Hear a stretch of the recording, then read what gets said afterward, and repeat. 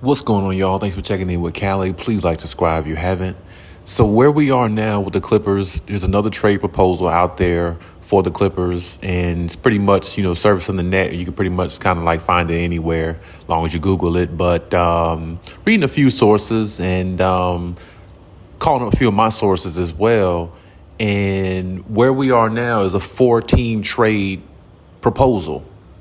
And this 4-team trade proposal, it could benefit the Clippers, but depending on how you look at it, I would say specifically. Now, personally, this 4-team trade will give the Clippers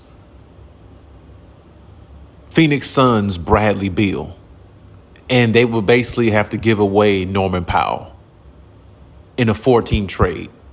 And to me, it kind of could make sense, but I mean, really, I probably just, honestly, the way the Clippers are right now, I probably just leave it the way it is, because the way the deal would go is Bradley Beal would come to the Clippers, Zach LaVine would go to the Spurs, and Norman Powell would go to the Phoenix Suns, because the Bulls are included in the 4-team trade deal, along with the Clippers, Suns, and Spurs.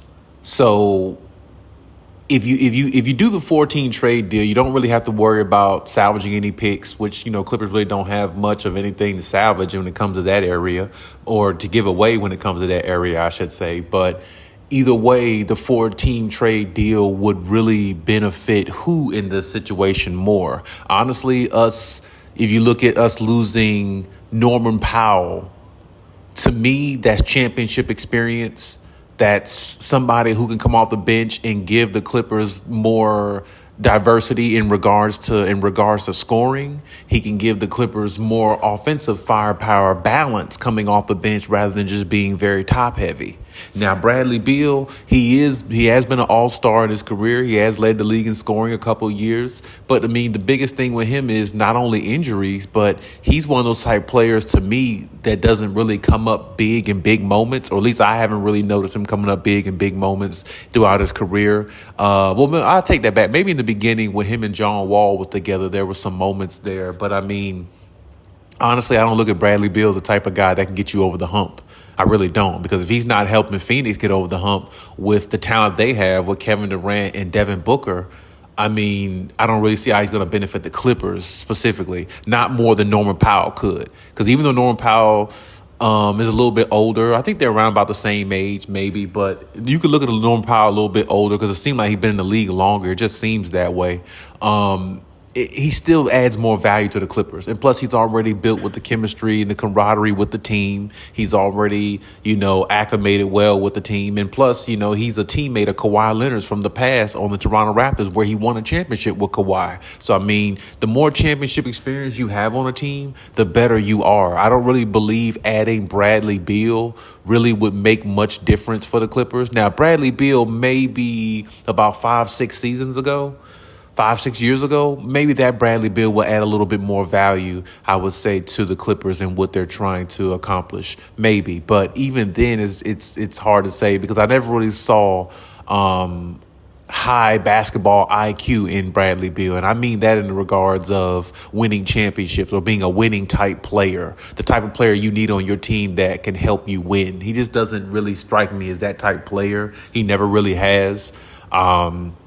Not saying he doesn't have it in him, because he might have it in him. He just might not have been in the right situation, or been in the right situation to stay healthy enough to help a team win. But I just never really seen that in his game. So I'm not really, over the top with Bradley Beal. And besides, what I saw this past year on the Phoenix Suns with Bradley Beal and how he played somewhat. Maybe it was more of a fit type situation. He doesn't fit with the Kevin Durant, Phoenix Suns, Devin Booker type thing. Maybe he doesn't fit with them. Who knows? Maybe he would fit better with the Clippers, but I just don't see him getting healthier with the Clippers. And I don't think the Clippers need to take on another challenge of health issues, because they already have enough of that with Kawhi Leonard, their main star player. So why would you take the opportunity to get another player who has been known to be a scorer and really good, but not stay healthy. And even when he's on the floor, he's not even a winner. He's not even somebody that can, that gives you the winning mentality. At least Norman Powell gives me the winning mentality because I've seen him knock down big shots, play very well off the bench in big moments in the playoffs, in that finals, with the Toronto Raptors. I've seen him play, very well in other situations too. He's always been a very good, solid player. So, I wouldn't want to take away his value, what he brings to the Clippers in regards to balance. The Clippers are going to be really good, I do believe, top wise in regards to their starting lineup. So, taking away Norman Powell, to me, you definitely got a guy you can count on that can come in and give you, 16 to 20 points per night. And he stays healthier than Bradley Beal. And to me, he's already built enough chemistry with the team, and he's already won a championship. He has championship experience. I don't think you trade that away for somebody who's injury prone, who doesn't have championship experience, and who's not a winner and who's not shown or proven to be a winning type player since he's been in the league. Really, I don't think that the Clippers should take that route or make that move specifically. And I think that's just a very odd move to make. Now, I can see why the Clippers would be intrigued by it because it is Bradley Beal. It is somebody who's led the league in scoring. It is somebody who could put up really big numbers. But like I said, you're already dealing with enough injury woes type situations, so there's no need to really further that situation. Now, I am glad. I will throw a side note in there. I am, happy that the Clippers decided to keep Zubac because really the Clippers need to keep all they can at this point. After losing somebody like Paul George, who's averaging 23 points a game, you need all the chemistry, camaraderie guys. You need to keep all of them as much as you can, and everybody needs to contribute a little bit more. Now, them giving Zubac a bigger contract, $58 million, rather than his last contract was $33 million, then that means they expect more out of Zubac, and really, we all should expect more out of him. I just don't know if we're going to get that consistently. At times, he will deliver, but consistently, that's always been a problem for him. So, we'll see what happens there. Honestly,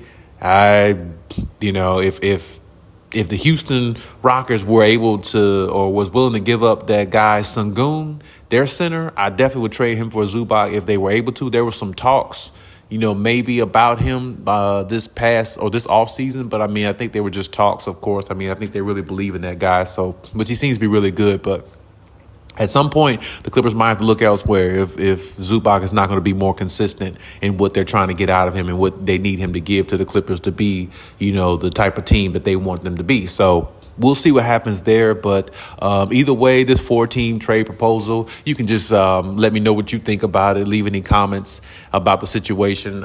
Personally, I think that, like I said, I think the Clippers might well stay where they are, unless that's a situation where they're going to get somebody like Zach LaVine, somebody a little bit more, I'd say, better in his career at this point than Bradley Beal is. Then maybe that would be a little bit more feasible in regards to what you're getting in return. And even though you'd be giving up Norman Powell, but Zach LaVine is somebody who is younger and somebody who has more of a future. Even though he's been a little injury prone himself, he's not as old as, Bradley Beal or something like that, been in the league as long. So, you still have more of a opportunity, a future with a guy like that rather than somebody who's older on his way out the league like Bradley Beal, who's sustaining more injuries as we see going forward. So, other than that, I don't even know if the Zach LaVine thing would be the greatest, but to me, it would be a lot better than the Bradley Beal, in my opinion. But leave any comments in the comment section and let me know what you think, and we'll talk about it.